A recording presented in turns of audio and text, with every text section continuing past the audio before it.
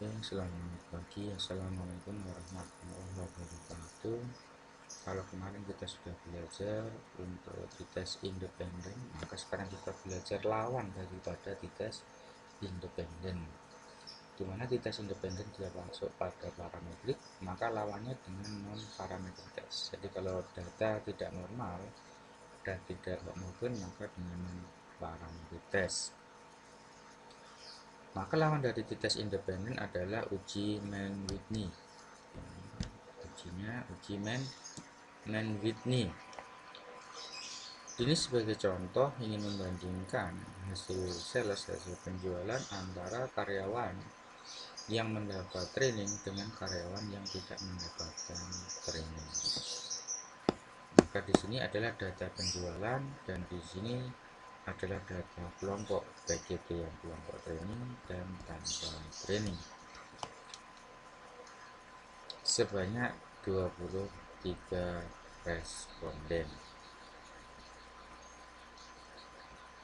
Kemudian langkah penyelesaiannya kita masuk di SPSS, kita buka di atas file new data ya. Setelah masuk, kita masuk di variable view kiri bawah, pilih variable view, pilih kemudian setelah itu ketikkan variabel yang pertama sales ataupun penjualan ya.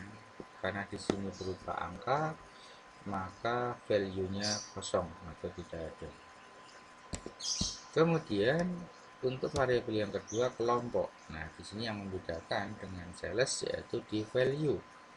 Maka value-nya di sini harus diisi ya. Harus diisi.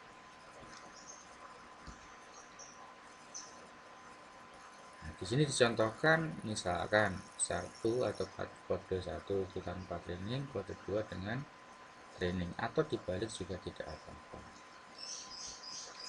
Kemudian setelah terisi variabel view, kita pindah ke data view ya. Kita isikan sebanyak 23 data tadi.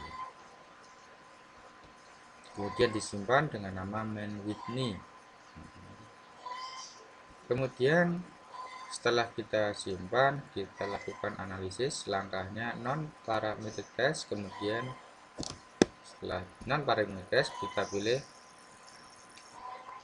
two independent sample. Kemudian setelah masuk di two independent sample, salah satu penjualan masukkan ke test variable list.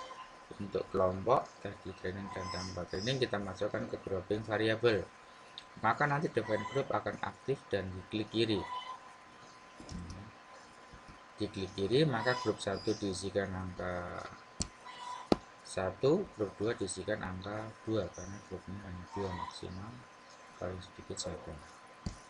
Kemudian setelah itu kita oke ya, maka akan keluar output SPSS seperti ini. Yang kita baca yang ini, assume total 0,001. Karena 0,001 di bawah 5% maka signifikan. Artinya ada perbedaan antara karyawan yang di training dengan tanpa di training. Sehingga kalau kita lihat di sini min rata-rata penjualan antara training dan tanpa training, maka training lebih banyak ya. Maka bisa kita sarankan bahwasanya karyawan itu dilakukan training karena berpengaruh terhadap penjualan. Oke, demikian. Assalamualaikum warahmatullahi wabarakatuh.